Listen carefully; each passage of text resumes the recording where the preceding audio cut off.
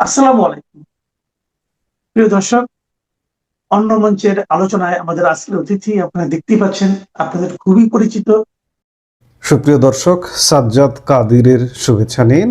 এই মুহূর্তে আপনাদের সামনে কথা বলতে চাই, শেখ হাসিনাকে কি ফেরাবে ভারত? জয়শঙ্কর খলিলের বৈঠকে বড় মোড়। দক্ষিণ এশিয়ার ভূ রাজনীতিতে এই মুহূর্তে সবচেয়ে বড় প্রশ্ন, বাংলাদেশের সাবেক প্রধানমন্ত্রী শেখ হাসিনা কি বাংলাদেশে ফিরছেন?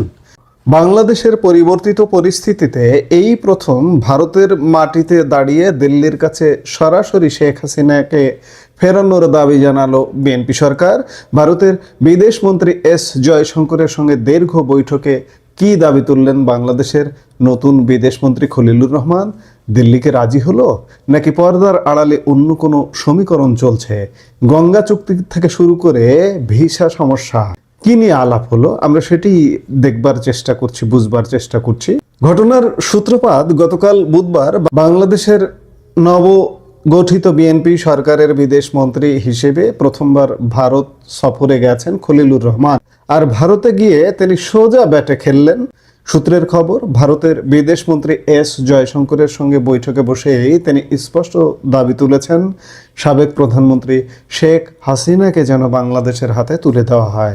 আপনারা জানেন, বাংলাদেশে তথাকথিত ছাত্র জনতার অভ্যুত্থানের পর শেখ হাসিনা বর্তমানে ভারতেই আশ্রয় নিয়ে আছেন।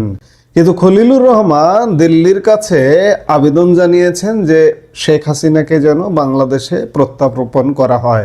এখানেই শেষ নয়, খলিলুর রহমান আরও একজনের নাম নিয়েছেন এই বৈঠকে। তিনি বাংলাদেশের সাবেক স্বরাষ্ট্রমন্ত্রী আসাদুজ্জামান খান কামালকেও ফেরানোর আহ্বান জানিয়েছেন। বাংলাদেশের দাবি অনুযায়ী শুধু শেখ হাসিনা নন, আসাদুজ্জামান খান কামালও বর্তমানে ভারতেই অবস্থান করছেন। খলিলুর রহমান বৈঠকে জানিয়েছেন যে এই দুইজনকেই বাংলাদেশের আন্তর্জাতিক অপরাধ ট্রাইব্যুনাল মৃত্যুদণ্ড দিয়েছে। স্বাভাবিকভাবেই আইনি প্রক্রিয়ার দোহাই দিয়ে তাদের ফেরতে মরিয়া ঢাকা। কিন্তু ভারত কি বলল? এখানেই টুইস্ট। খলিলুর রহমানের এই জোরালো অনুরোধের পর ভারত সরকারের পক্ষ থেকে কিন্তু কোনো সুনিশ্চিত আশ্বাস বা হ্যাঁ না কিছুই বলা হয়নি। অর্থাৎ ভারত সরকারের অবস্থান কিন্তু আগের মতোই। ইউনূস সরকারের আমলে যেমন অনেকবার দাবি জানানো হয়েছিল, চিঠি দেওয়া হয়েছিল, নোট ভার্বাল দেওয়া হয়েছিল, সেসব চিঠি নোট ভার্বালের কিন্তু কোনো উত্তর দেয়নি ভারত। বিএনপি সরকারের পররাষ্ট্রমন্ত্রীরও এই যে দাবি জানানোতেও ভারত কিন্তু কোনো উত্তর দিচ্ছে না। সরকারি সূত্রের খবর, ভারত বিষয়টিকে বিবেচনাধীন বা আন্ডার কনসিডারেশন স্তরে রেখেছে। সহজ কথায় বললে, দিল্লি এখনই কোনো প্রতিশ্রুতি দিয়ে নিজেদের হাত বাঁধতে চাইছে না। রাজনৈতিক বিশ্লেষকরা বলছেন, বাংলাদেশ সরকার শেখ হাসিনাকে নিয়ে দিল্লির ওপর যে প্রবল চাপ তৈরি করতে চাইছে, ভারত সেটা খুব ভালোভাবেই বুঝতে পারছে। আর সেই চাপ সামলাতে দিল্লি এখন ধীরে চলো নীতি নিয়েছে। মানে এখনই শেখ হাসিনাকে বাংলাদেশে ফেরত পাঠিয়ে কোনো ঝুঁকি নিতে চাইছে না ভারত। আবার বাংলাদেশের নতুন সরকারের সঙ্গে সম্পর্কও তেতো করতে চাইছে না। এক কথায়, সাপও মারবে, লাঠিও ভাঙবে না, এমন কূটনীতি চালাচ্ছে সাউথ ব্লক। এই আলাপটা নিয়ে মোটামুটি বলা যায় যে জয়শঙ্কর এবং খলিলুর রহমানের বৈঠকে খানিকটা তিক্ততাই ছিল। জয়শঙ্কর খানিকটা বলা যায় নির্বাক ছিলেন, কিন্তু কিছু ইতিবাচক আলাপও আছে। যেমন বৈঠকে সৌজন্য প্রকাশও দেখা গেছে। বাংলাদেশের যুব নেতা ওসমান হাদি খুনের দুই অভিযুক্ত ফয়সল করিম মাসুদ এবং আলমগীর হোসেনকে সম্প্রতি পশ্চিমবঙ্গ পুলিশ গ্রেপ্তার করেছে। ভারত বাংলাদেশ সীমান্তের উত্তর 24 পরগনা এলাকা থেকে স্পেশাল টাস্ক ফোর্স তাদের পাকড়াও করে। এই দ্রুত পদক্ষেপের জন্য ভারত সরকারকে ধন্যবাদ জানিয়েছেন খলিলুর রহমান। বৈঠকে সিদ্ধান্ত হয়েছে যে সরকারি নিয়ম মেনেই খুব দ্রুত এই দুই খুনিকে বাংলাদেশের হাতে তুলে দেবে ভারত। অর্থাৎ অপরাধী দমনে দুদেশ যে একে অপরকে সহযোগিতা করছে এই বৈঠক থেকে সেই বার্তা দেওয়া হয়েছে। অন্যদিকে সাধারণ মানুষের জন্য সবচেয়ে বড় খবর হলো ভিসা সংক্রান্ত আলোচনা। গত কয়েক মাসে বাংলাদেশিদের জন্য ভারতীয় ভিসা পাওয়া বেশ কঠিন হয়ে দাঁড়িয়েছিল। জয়শঙ্কর ও খলিলুর রহমানের বৈঠকে ভিসা ব্যবস্থা সহজ করার বিষয়ে দুদেশই একমত হয়েছে। বিশেষ করে চিকিৎসা এবং ব্যবসায়িক ভিসার ক্ষেত্রে অগ্রাধিকার দেওয়া হবে। এই চিকিৎসা এবং ব্যবসায়িক ভিসাও চালু আছে, কিন্তু এটা পাওয়াও বেশ কঠিন হয়ে গেছে। এটাকে প্রাথমিকভাবে সহজীকরণ করা হচ্ছে, অর্থাৎ যারা চিকিৎসার জন্য ভারতে যেতে চাইছেন তাদের যে দুর্ভোগ এবার হয়তো খানিকটা কমবে বলে এই বৈঠকের ফলে মনে করা হচ্ছে। এছাড়া এই যে ট্যুরিস্ট ভিসা চালু, সেটা নিয়েও আলাপ আলোচনা হয়েছে। সেটিও হয়তো পশ্চিমবঙ্গ বিধানসভা নির্বাচনের পরে কি হবে সেটি বোঝা যাবে। দুই দেশই বলছে বা বোঝা যাচ্ছে যে ভিসাটা চালু হতে পারে, কিন্তু চালু না হওয়া পর্যন্ত এখনো নিশ্চিত করে বলা যাচ্ছে না। কারণ ভারত বাংলাদেশ সম্পর্কটা মোটা দাগে যদি এক কথায় বলেন এখনো সন্দেহের মধ্যে আছে। বিশেষ করে ভারত এখনো পর্যন্ত বাংলাদেশের এই নতুন সরকারকে অবজার্ভ করছে, তাদের ভূমিকাটা কি হয়। হ্যাঁ, সম্পর্ক ভালো চাইছে, তেতো করতে চাইছে না, কিন্তু অবজারভেশনে আছে। জয়শঙ্কর খলিল বৈঠকে আলোচনায় উঠে এসেছে গঙ্গার জল বন্টন চুক্তি। আপনারা জানেন চলতি বছরের ডিসেম্বরেই এই ঐতিহাসিক চুক্তির মেয়াদ শেষ হচ্ছে। এই মেয়াদ শেষ হওয়ার আগেই প্রশাসনিক আলোচনার মাধ্যমে চুক্তির নবীকরণ বা রিনিউয়াল পদ্ধতি এগিয়ে নেওয়ার বিষয়ে দুই পক্ষ একমত হয়েছে। এটি বাংলাদেশের সেচ ও কৃষির জন্য অত্যন্ত ইতিবাচক একটি দিক। জয়শঙ্করের সাথে বৈঠকের পাশাপাশি খলিলুর রহমান বৈঠক করেছেন ভারতের পেট্রোলিয়াম মন্ত্রী হরদীপ সিং পুরীর সঙ্গেও। বর্তমান ইরান ইসরায়েল যুদ্ধের কারণে সারা বিশ্বে তেলের বাজারে অস্থিরতা চলছে। এই সংকটের সময়ে ভারত যেভাবে বাংলাদেশের পাশে দাঁড়িয়েছে এবং জ্বালানি সহযোগিতা অব্যাহত রেখেছে তার জন্য কৃতজ্ঞতা প্রকাশ করেছেন খলিলুর রহমান। একই সঙ্গে তিনি অনুরোধ করেছেন ভবিষ্যতে বাংলাদেশের ডিজেল ও সারের সরবরাহ যেন আরও বাড়ানো হয়। ভারতের পক্ষ থেকেও এই অনুরোধ গুরুত্বের সঙ্গে বিবেচনা করার আশ্বাস দেওয়া হয়েছে। অর্থাৎ অর্থনীতি ও বাণিজ্যের ক্ষেত্রে দুই দেশ একে অপরের ওপর ভরসা রাখছে। তাহলে আমাদের এই আলাপের সারসংক্ষেপ কি দাঁড়ালো? খলিলুর রহমানের প্রথম সফরে রাজনৈতিক টানাপোড়েন থাকলেও বাণিজ্য ও সাধারণ মানুষের স্বার্থ সংশ্লিষ্ট বিষয়ে দুদেশই অনেকটা নমনীয় বা একমত হয়েছে, সাহায্য সহযোগিতা করা হবে। তবে শেখ হাসিনার প্রত্যর্পণ ইস্যু নিয়ে দিল্লির অবস্থান কিন্তু আগের মতোই বিবেচনাধীন অবস্থান, যা আগামী দিনে ভারত এবং বাংলাদেশ সম্পর্কের গতিপথ নির্ধারণ করবে। অর্থাৎ শেখ হাসিনাকে ভারত বাংলাদেশের এই নতুন সরকার চাইলেই কিন্তু সাথে সাথে তুলে দেবে না যে এই বৈঠক বা এই সফর এটি আরেকবার প্রমাণ হলো ভারত আগের মতোই অবস্থানে আছে। অর্থাৎ শেখ হাসিনা ছাড়া অন্য কি আলাপ করতে চাও করো, কিন্তু শেখ হাসিনা আওয়ামী লীগ প্রশ্নে আমরা কিন্তু আগের মতোই আছি। তোমাদের বিচারটা নিয়েও আমাদের সন্দেহ আছে, বিচারটাও প্রশ্নবিদ্ধ আছে। এই প্রশ্নগুলা, এই সন্দেহগুলা দূর করো, কিংবা শেখ হাসিনা নিয়ে বিচার পাবে এই বিষয়গুলা মোটামুটি ঠিক করো, তারপরে আলাপ করতে আসো। এখন আমরা এগুলো নিয়ে কোনো আলাপই করব না। বিষয়খানা কিন্তু এইভাবেই শেষ হয়েছে। এখন দেখার বিষয় যে সামনের দিনগুলোতে আমরা আরো কি নয়া সমীকরণ দেখি, আমরা নিশ্চয়ই সেগুলো দেখব। কংগ্রাচুলেশনস আওয়ামী লীগ, আপনারা অবশেষে নিষিদ্ধ হয়েছেন। মানে নিষিদ্ধ ছিলেনই, কার্যক্রম নিষিদ্ধ ছিল, সেটা এখন খুব শক্তভাবে সিলগালা করে তারেক রহমান এবং বিএনপি আপনাদেরকে শেষ পর্যন্ত একটা জায়গায় নিয়ে এসেছেন। আমি জানি আমার অনেক দর্শক আওয়ামী লীগ সমর্থন করেন এবং মনে মনে আওয়ামী লীগকে ভালোবাসেন, প্রকাশ্যে আওয়ামী লীগকে ভালোবাসেন, এবং তারা খুব ক্ষেপে যাবেন, ভাই আমাদের উপরে এত বড় বিপদ এসেছে এবং আপনি কংগ্রাচুলেট করছেন কেন? ট্রাস্ট মি, এই যে কাজটা যেটা হলো আপনাদের ক্ষেত্রে, এটা আসলে আপনাদের জন্য ভালো হয়েছে। আসুন আজকে আমরা সেটা নিয়ে কথা বলি। এর আগে আমি একটা ছোট্ট গল্প বলি, গল্প না ঘটনা সত্য, যেটা হচ্ছে আমার এক বন্ধু ছিল যে সরকারি চাকরি হয় ভাবে থাকে। কিভাবে? প্রথমবার বিসিএস দিল, ফেল। পরের বার দিল, প্রিলিমিনারি পাশ করলো। তো প্রিলিমিনারি পাশ করলো, রিটেনে ফেল করলো। এর পরের বার গিয়ে আবার প্রিলিমিনারি দিল এবং পাস, রিটেনে ফেল, আরেকবার গিয়ে সম্ভবত আমার মনে নাই, কিন্তু যতটুকু মনে পড়ছে যে ভাইভাতে ফেল করেছিল বা কোথাও একটা ফেল করেছিল। এভাবে করতে করতে 3-4 বছর পরে তার সরকারি চাকুরির বয়স চলে গেল। সে ব্যাপক খুশি। তো আমরা খুব অবাক, আহারে তোর সরকারি চাকরির বয়স চলে গেল, বিসিএস হলো না। যদিও তখন এত বিসিএস এর ক্রেজ ছিল না। তো বললো যে না বন্ধু, আমি খুব খুশি। কেন খুশি?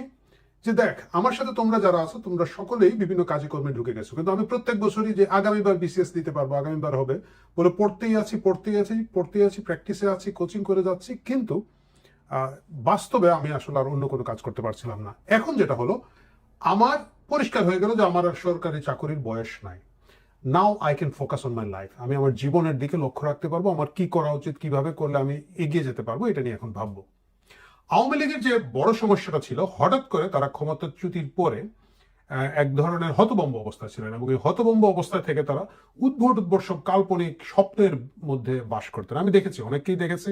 আমি সাধারণত না, কখনোই কারো নাম বলে বিব্রত করব না, কিন্তু অনেক নেতার সাথে, ধরেন জুলাই আগস্টের পরবর্তীতে 24-এর পরে যারা বিদেশে আছেন, বিভিন্ন সময় তাদের সাথে ইন্টারাকশন হয়েছে, ইউটিউবের চ্যানেলের স্বার্থে হয়েছে বা বিভিন্নভাবে হয়েছে, এবং আমি দেখেছি এটা আছে। তারা এক ধরনের কল্পনার মধ্যে ছিলেন, এবং এই ডিনায়াল মুডে থাকায় তাদেরকে যখন বাস্তবতা বোঝানোর চেষ্টা করা হতো তারা খুব ক্ষেপে যেতেন। যেমন ধরেন, প্রথম দিকে তারা একটা আশা করলেন যে ভারত তাদেরকে এনে ক্ষমতায় বসিয়ে দিবে। তো আমি দু একজনের সাথে যখন কথা প্রসঙ্গ আসে, তা আমি বললাম যে শুনেন, এর চেয়ে বড় ক্রাইসিস আওয়ামী লীগের ছিল 15ই আগস্ট 1975 সাল। বঙ্গবন্ধুকে তার পুরো পরিবার সহ নিশ্চিহ্ন করে দেওয়া হলো। তখন ভারতের ক্ষমতায় কে আছেন? ভারতের ক্ষমতায় আছেন ইন্দিরা গান্ধী, একেবারে বঙ্গবন্ধুর সাথে যার রাজনৈতিক মিত্রতা, মানে প্রচন্ড রকমের মিত্রতা। এবং সেই সময় কিন্তু ভারত বাংলাদেশে এসে কোনো হস্তক্ষেপ করেনি, করার সুযোগ অনেক বেশি ছিল। তখন বাংলাদেশ সেনাবাহিনীর যে অবস্থা ছিল, তখন সেনাবাহিনী অনেক বিশৃঙ্খল, পাল্টা হচ্ছে, নতুন একটা তরুণ সেনাবাহিনী তৈরি হচ্ছে, বাংলাদেশের অর্থনীতির অবস্থা ভালো না। মাত্র ভারতের সেনাবাহিনী বা ভারতীয় বাহিনী এই দেশের মধ্যে এসে গিয়েছে, এই দেশের ভেতরের সব খোঁজখবর তারা জানে, মাত্র 1971 সালে তারা এখান থেকে যুদ্ধ করে গিয়েছেন। আমি বললাম যে ইন্দিরা গান্ধীর মতো লোক কোনো স্টেপ নেয় নাই, কারণ এটা হচ্ছে স্টেট টু স্টেট, রাষ্ট্র টু রাষ্ট্র ব্যবস্থা। এখানের মধ্যে কোনো দলকে, গোষ্ঠীকে ভালোবেসে অন্য একটা দল, দেশ এসে কিছু করবে না, ভারতের মতো ম্যাচিউর দল করবে না। ওনারা মহা ক্ষিপ্ত আমার উপরে, মানে এটা কি বলেন, আপনারাই নিরাশ করে দেন টাইপের আর কি, যে আপনারা খারাপ লোক, আপনারা এটা। ঠিক আছে, গেল। দ্বিতীয়ত জিনিসটা হলো, আমরা যখন জেনারেল ওয়াকারের বিরুদ্ধে কথাবার্তা বলা শুরু করলাম, যে এটা আসলে এক ধরনের বেইমান বলেন, অথর্ব বলেন, আমি দেশের নিরাপত্তার দায়িত্ব নিব বলার পরে গোটা দেশকে নিরাপত্তাহীনতার মধ্যে ফেলে দিয়ে তার সেনাবাহিনী কাঁধে নাহিদ ইসলামকে নিয়ে ঘোরাঘুরি করছে, এই যখন অবস্থা, তখনও এই দুলাভাইয়ের প্রতি আওয়ামী লীগের শালাদের, যেহেতু মানে ওই কোন কাজিনের না বোনের হাজবেন্ডের জন্য, খুবই আশা ভরসা এবং ভালোবাসা। আমরা যখন একটু ইউটিউবে বা ফেসবুকে তার বিরুদ্ধে লেখালেখি করতাম, আমার অনেক বন্ধু বান্ধব যারা ধরেন আওয়ামী লীগ সমর্থক, তারা খুব রাগ করতো।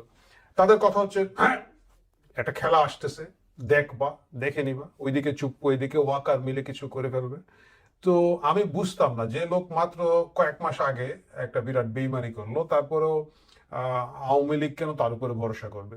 যাই হোক, সেই স্বপ্ন থেকে তাদেরকে বেশ কিছুদিন লেগেছে, যখন গোপালগঞ্জে ওয়াকার 5 দিন পুরো জেলাকে বন্ধ করে লোকজনকে হত্যা করা শুরু করলো তার সেনাবাহিনী দিয়ে, তারপরে গিয়ে কিছুটা হুশ জায়গায় এসেছিল।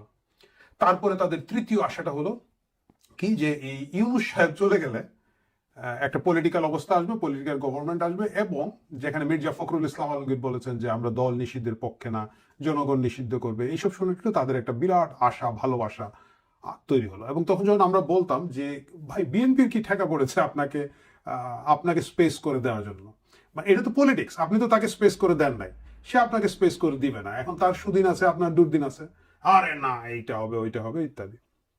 এখন সব কথার শেষ কথা হচ্ছে, এই যে আওয়ামী লীগের বিচার শেষ না হওয়া পর্যন্ত কার্যক্রম নিষিদ্ধ, দল নিষিদ্ধ না কিন্তু, এবং সেটা শুধু আওয়ামী লীগের না, আওয়ামী লীগ, তার সহযোগী সংগঠন, তার সহপাঠী সংগঠন, তার আরো কি কি সংগঠন সহ কিন্তু বিরাট আইনটা, এবং ভাতৃপ্রতিম সংগঠন, মানে যদিও আমি জানি না কেন ভগ্নিপ্রতিম কিছু সংগঠন, ভগ্নিপ্রতিম শব্দটা কেন ডক্টর ইউনূস লাগিয়ে যায় নাই তখন, এটা একটা জেন্ডার বায়াসনেস, বাট ভাতৃপ্রতিম সংগঠন সহ সবার কার্যক্রম বন্ধ থাকবে। সেটাই ছিল ডক্টর ইউনূসের আইন, এবং সেই ইউনূসের আইনটাকেই সালাউদ্দিন সাহেবরা, বিএনপি তারেক রহমান সিলগালা করলেন সম্প্রতি। এটা আওয়ামী লীগের কি লাভ হলো? এখন আওয়ামী লীগের কিছুটা হুঁশ আসতে পারে। এখন আওয়ামী লীগ বুঝতে পারবে যে ডিনায়াল মোডে থাকলে লাভ হবে না। আমরা অনেক সময় দেখি যে লোকজন আসলে ডিনাল মোডে থাকে, বিশ্বাস করতে চায় না যে এটা তার উপরে এসেছে।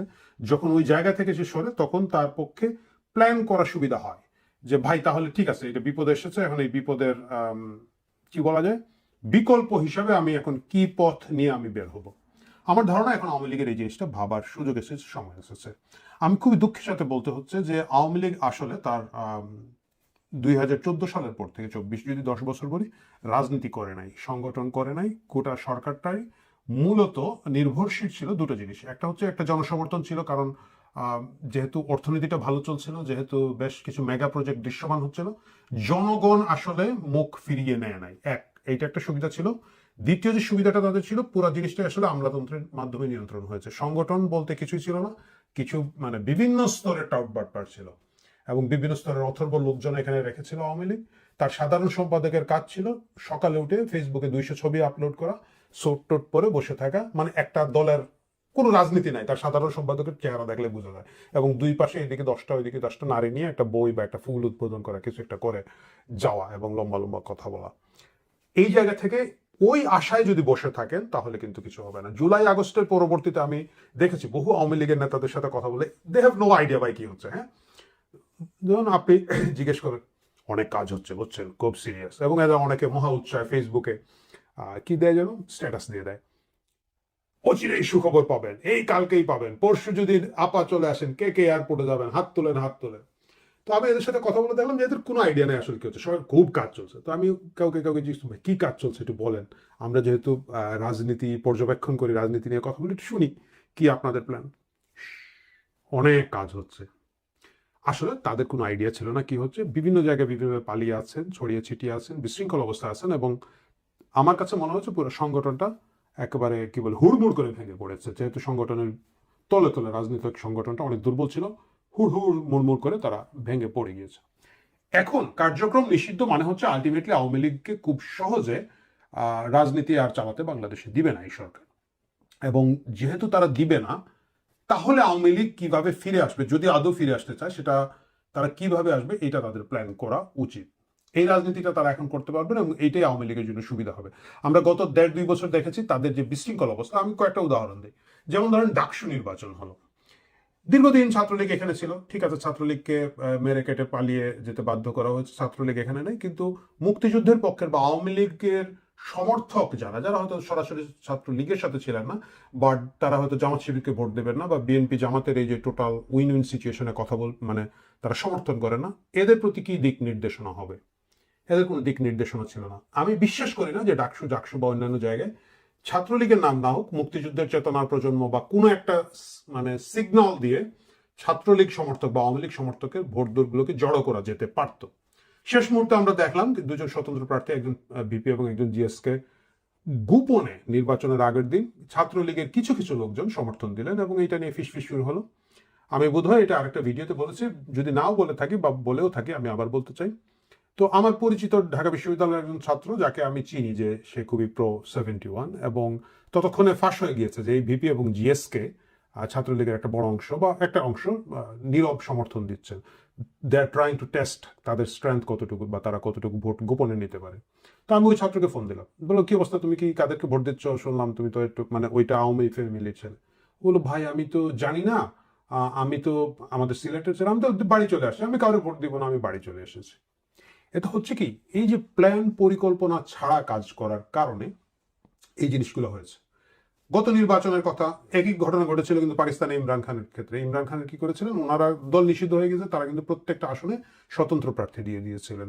আমি মানি যে এটা এই বছর সম্ভব ছিল না, এই নির্বাচনে সম্ভব ছিল না, মেরে কেটে জবাই করে ফেলতো রাস্তাঘাটে। মানে লোক তো ভাই প্রায় সকলেই জেলের মধ্যে, কারাগারের মধ্যে, যারা একটু লিডার আয়দার এলাকায় যেতে পারছে না, গেলে মাইর খাচ্ছে, দৌড় খাচ্ছে। সো সেটা মানলাম, কিন্তু কি হবে 6 মাস পরে কি হবে, 1 বছর পরে কি হবে, 1.5 বছর পরে কি হবে, 2 বছর পরে কি হবে, আওয়ামী লীগের এখনো সেই পরিকল্পনা নাই।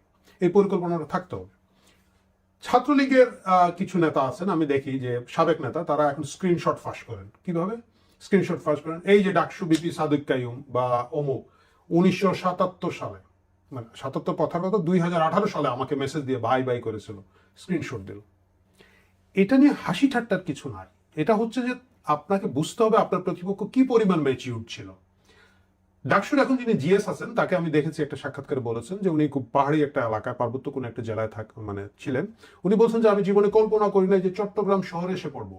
আমার সংগঠন আমাকে উৎসাহিত করেছে, যে প্রথমে আমার সংগঠনের লোকজন আমাকে গিয়ে বলেছে যে কলেজ এসে চট্টগ্রামে করতে হবে, এবং তাকে কিন্তু ঢাকা বিশ্ববিদ্যালয়ে পাঠানো হয়েছে। কত সালের কথা? সেই 17, 18, 19, 20 সালের কথা।